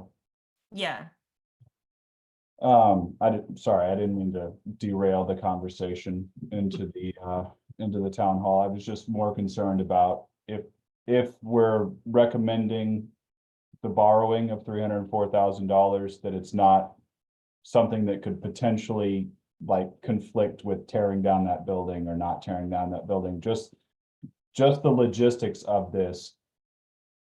Do we approve this now? Like, do we make the recommendation to give approval to do this?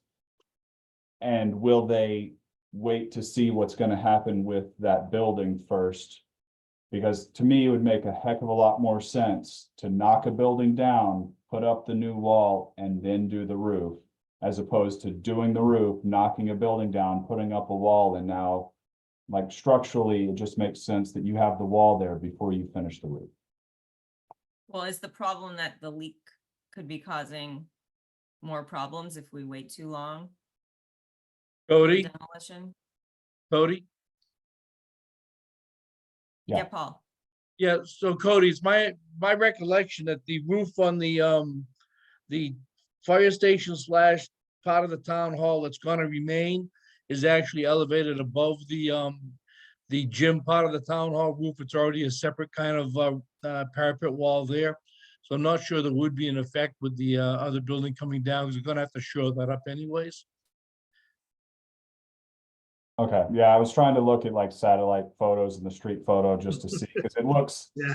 from the street. Right, it looks lower, but I had one of the fire guys just texted me and says, yeah, there's some pretty serious leaks that need to be handled now because they're gonna cause mold and mildew issues if they don't Yeah, take care of them soon. That'll So be a that- more expensive problem. Mhm. Any But- other questions on the capital? Oh, sorry, Cody, go ahead. yeah, I mean, like repairing a roof is different than redoing the entire roof. The 304,000 is to redo the entire roof, It is. not to patch and fix. Right, well, I think part of it, Cody, was that it's already into the insulation, because that's Right. got that, the styrofoam that pitches the roof into the different drains and stuff, so it's all gonna have to be ripped up and get done, but I think it can be done without being affected by the town hall being torn down either before or after. Okay, as long as it's not gonna be like, we have to redo it and it becomes a nightmare additional. Like a sewer project? Yeah, exactly. Exactly. Peter, did you have something to add? Yes, I posted a old photo from the Sun Chronicle back in June 26, 1978 on what the town hall and the fire department looked like back in 1978. Ooh, I'll have to check that out. I Thank you, posted a Peter. photo in the personal meeting room chat room. Oh, nice. Thank you so much. You're welcome. All right, anyone else about capital requests? Hey. Hearing nothing. Are we gonna vote? That is Article 8. That's Article 8. Okay, do we have to, can you pull that back up on the screen, Mike, if we Sure. have to? Yep. Because we have to vote for it line by line of where it's coming Lot. from, right? Ambulance and, Let me grab it. Why Bill more engaging?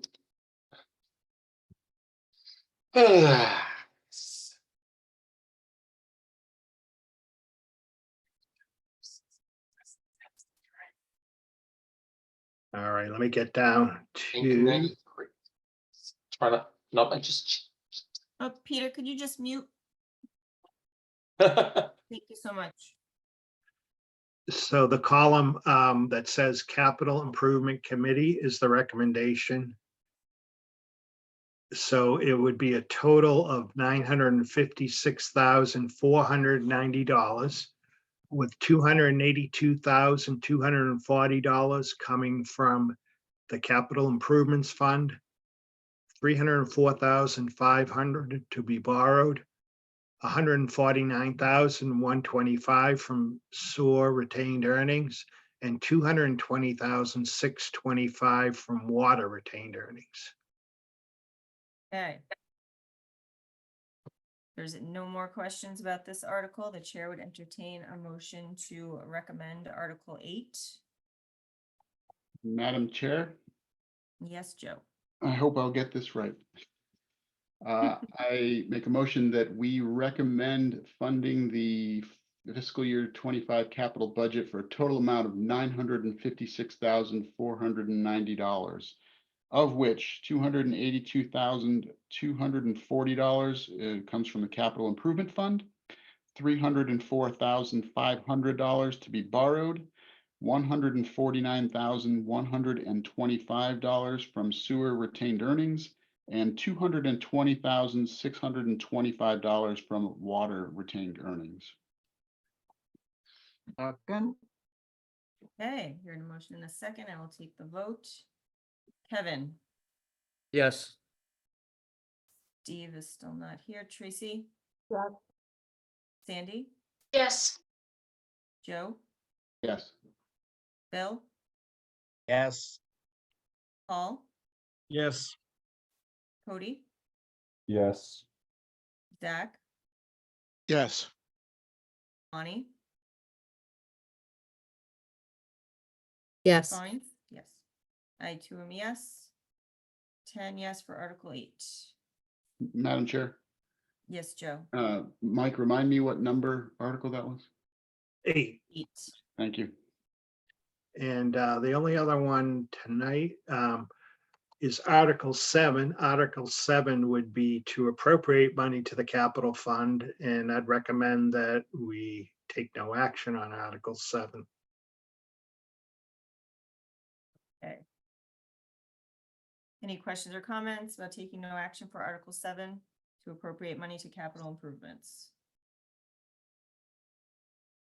Hearing nothing, the chair will entertain a motion to recommend no action, correct? Is that how we do Correct. it? So moved. Okay. Is there a second? Second, All right. Kevin? Yes. Steve? Steve's not here, sorry. Trace? Yes. Sandy? Yes. Joe? Yes. Bill? yes. Paul? Yes. Cody? Yes. Zach? Yes. Bonnie? Yes. Yes. For no action for Article 7. Madam Chair, Yes, Paul. can I ask Mike, what's the balance remaining after these appropriations in the capital without funding? Yep. Hold on. I I changed think my you said number. 154,000, right? but that changes because I gave you the wrong, because after capital met, we didn't fund as many things. So let me just give you, 230,287.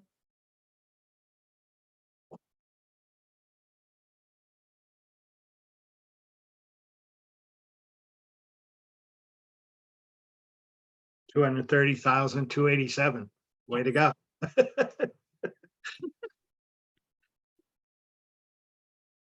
I'll just ask you next time, Madam Chair. Oh, Paul. Quick math, quick math. Okay, that it from you, Mike, this evening? Yeah, just you have 2 meetings next week, the 8th and the Yes. 11th.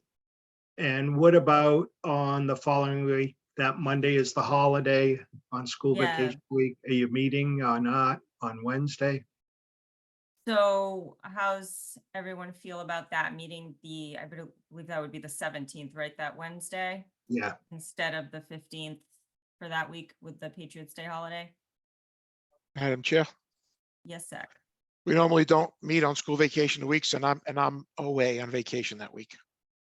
Yeah, I think, I think we didn't meet last April vacation. Right, you didn't. but- We never have, as long as I've been on the committee. Right. What are we Madam- looking like, Mike, though, as far as how much more we have to get through? We have quite a few articles. Especially Yeah. budgets. Yeah, I think Two most of the budgets. most of the budgets, I think you just have the 100s to go. I think you've done most of the budgets. And we can do some more of the articles on next Monday and Madam Chair, Yeah, Paul. next Thursday is the joint meeting again. yes. Yes. And where is that gonna be? Because the library certainly was overflowing, and I'm thinking it's gonna even have more attendance at this one, because people are starting to hear about it. So I didn't know where you were planning on having it and was gonna be adequate. Yeah, I mean, I know originally Sherry said that the library at the middle school would be available, but I don't know if we want to think about a different location. I'm thinking an auditorium myself. I would almost think you'd need a, Middle school or the high school auditorium? I'll reach out to the school department tomorrow and see if we can have a bit larger location. Anyone else aside from Zach would have to miss a meeting the week of the 15th if we did it on Wednesday, the 17th? Just want to see if we'd have quorum, I'd like to meet because we have so much to go through. I may be slightly late, but I can make it. Okay, that'd be Wednesday, the 17th. yes. Yeah, no, I'd be all set for that. I can be Madam there. Chair, I won't be here next week for either meeting. I'm traveling for business. Be in the Okay, West Kevin. Coast, so Thank you for letting me know. All right, let's try to plan for the 17th, Mike. Okay, Madam Chair. Yes, Cody? I just want to have set my expectations on what the 11th is going to look like. Is it the intent that we have pretty much the final drafts of the 1% and pretty much the final drafts of the override budgets to work through and have an idea? I mean, are we going to know by next Thursday what a 1% budget overall looks like and potentially how many cuts and what the final, not final, but a good idea of what the final decision is going to be at that point? Yeah, Mike, would it be, I mean, we've seen what an override budget would look like because we've been given the requests from the department, so we have those. But Mike, would you be able to show your recommendations at the 1% you for the should have, budgets? yeah, you should have gotten that today. If not, I'll make sure you get it tomorrow. I think it was emailed out. I Let me think, show this yeah, I think it was like 4 o'clock this afternoon, maybe. It came in, But it had to be split into 3 different emails in order to go Yep. through. Yeah, we It- did get it. I wasn't able to open any of those yet, Okay. but we will So look at Madam that. Chair, Madam Chair, not trying to talk on behalf of the schools, but they had a wish list in addition to their proposed budget of things they wanted, but they didn't include because they were trying to keep it a level service and stuff. So I'm not sure if the override budget would be the budget they submitted or whether it would be tweaked even higher because they had that. I think it was close to $1 million worth of additional items that they had on a page they showed us in their budget. Or Yeah, I thing. don't know. I don't know if Yeah, it would so- just be that 12% budget they originally presented to us, or if it would include those wish list items. Yeah, I'm not sure. I was also Madam wondering Chair. from the town manager, like pulling out all the free cash and stabilization and all, like a final number on what the override would look like without using those non-recurring revenues for recurring expenses. Agreed. Yeah, we would have that, and then it's just a matter of what people want. Is it a 4% budget? It's a 3% budget? Is it the budgets that were originally submitted? That's a decision we're gonna have to make that night. But whatever is done, I would hope that if we're gonna do an override, we would do it so that that money that we're using from free cash stays in free cash and we don't use that. And that's You, to the earlier point about shoring up what, like procedurally, what we're looking at. That's where we need to make sure that all of those recurring expenses are line items in the budget. So that we're not funding from free cash by using the articles every year. Because every year we start at $1 million or $1.1 million or $1.2 million, and then we end up close to 2 million because we keep just using the articles to fund recurring expenses out of free cash. So I just want to make sure that we get us to a point where we have eliminated that from the discussion. If we're having a serious conversation about that, you know, what's the override that's needed to get us to fund to the services that everybody says they want to get, you know, fully staffed in all the departments and all the services that everyone wants. I just want to make sure that we have like all of those line items in the budget. So Cody, to that point, then the 5.5 or whatever it was million that was looking at the level service, then you'd pull out the free cash, which was another 1.2, so that puts you up to like 6.7 or whatever, and then yeah, so it'd be a $7 million override, maybe or more. Yeah, I just want to start, like, we need to start from what does the top end look like? And then whittle down, because we can't start at the bottom and work our way back up. We have to start at the top and work down. And even then, though, if we fund everything this year like that, and next year there's another request of, 9, 10, 12%, it just can't, it's not sustainable. They've got to come up with a different way of doing their budget. But that's the whole point. Is like, we got to start at that level, and then if like next year they want additional, you're like, sorry, we did an override, like there is no additional, like you got to figure out a way to make it work. And the town side pretty much works year to year, 3 to 4%, give or take in there. A little anomaly this year with the fire department losing the safer grant, but other than that, normally the town side works pretty well, keeping within the parameters. But geez, 9% last year, 12 point something this year for the schools. It's not sustainable, no matter what you do. And you're not going to get a second override 2 or 3 years from now. No, I agree. I agree, but that's not a reason not to have the discussion about doing one that is needed. Oh, absolutely, Cody. I agree. We just got to make sure we repair everything if we can this year, like I said, No, I agree. Zach, do you have a question and comment? Yeah, I guess this is the editorial section of the meeting. I think you need to decide, I get where Cody's coming from, but you need to decide what's needed or what can pass, because this is a political issue. We couldn't pass a $2 million override. My personal opinion, if you go out there with what they're looking for, $5-6 million override, that is going to lose far worse than the previous attempts. I'll bet you dollars to donuts. You're going to say, okay, I think the town, for it to stand any chance, in my opinion, you need a series of cuts plus some revenue. If you go, if the select board goes out there with that kind of number, forget about it. You're gonna see no signs on every lawn in this town. You need something, it's what can you pass? As was discussed in the previous meeting, this is a previous meeting, excuse me, this is a political issue.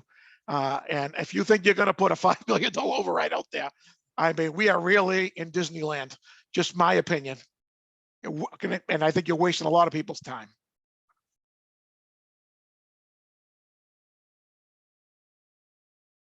Okay. So we are meeting next week, Monday and Thursday. All right. Any other questions, comments about the schedule? Or for Mike before we say goodnight to Mike? April 11th, we'll be at either the high school auditorium or middle school, which I have to find out. We will find out, Peter, and we'll let you Peter know. will find out. Let us know, Peter. Okay, we do have a set of minutes. If we want to look at those real quick, if anyone has any edits, we want to approve them. Thanks, Mike. Thank Thank you, you. Mike. Bye. Madam Chair, Yes, Joe. I have a number of relatively minor edits and one that I think is more than minor. Okay. I will So take those. page 2, Page 2. the last bullet, I believe that Okay. level funded should be hyphenated. Yep. Last paragraph, second line from the bottom, firearm should be one word. Okay. Next page, under FY 2025 communications budget. Correct me if I'm wrong, but Southeastern Massachusetts should, the Southeastern should be one word. One word, yeah. The next page under the FY 2025 fire budget. After the bulleted list, the second paragraph after the bulleted list, it reads, "This year has been usual and the fund is on track." I believe that should say this year has been unusual. Unusual. Yes. Last paragraph, station 1 probably ought to be capitalized. Last paragraph on that same page. Yep. Starts with Chief Wilson shared. And then in the last sentence, coverage is still needed to provide services on these days. Needed, not need. Yep. And I think I have one more, but I may be wrong. Yep, on page 8, where the motion was made for adjournment, it reads that it was made at 8:99 p.m. I checked the video and it was 8:33 p.m. 99 p.m. It was on sale. Yeah, right. It's on sale at Walmart. That's all I found. That is very helpful, Joe. Thank you. Anyone else have any edits for these minutes from March 11th? Or I will entertain a motion to approve as amended. Madam Chair, Yes. I make a motion that we approve the March 11th, 2024 meeting minutes as amended. Second. Second, Hey, motion is second. Kevin. Kevin. Yes. Tracy. Sandy. Yes, Joe. Yes. Bill. yes. Paul. Yes. Cody. Yes. Zach. Yeah, yes. Bonnie. I'll abstain. I wasn't there. All right. And I am a yes. 9 yes, 1 abstain for the minutes for March 11th. Shout out to Anne, our Yes. scribe. We appreciate She you. does a fantastic job and she's very quick to get us minutes. Thank you, Anne. Shout out in advance for her doing last week's minutes, because that's going to be a fun one. Ooh. Okay, so if anyone has anything else, we can adjourn. I will entertain a motion to adjourn. Madam Chair, Yes. make a motion, we adjourn. Second, Hey, Kevin. Tracy,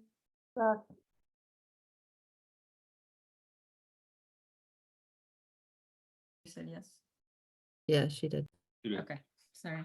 Joe, Yes, Bill? you said Sandy though. Yes. Hit me. But I'm a Yeah, I yes. said Sandy. Oh, okay, good. Paul, Does anyone ever say no to this? Yes. Like they're sadistic. Cody, Yes. Zach, Yes. Bonnie. Yes. I too am a yes. Good night, everyone. Good night. Good night, everybody. Good night, Peter. Bye, Good night, Peter. Cody. Good night, Cody. Good night, Tracy. Good night, Joe. Good night, Bill. Good night, Good night. everyone. Thank you all. Good night. Good night, John.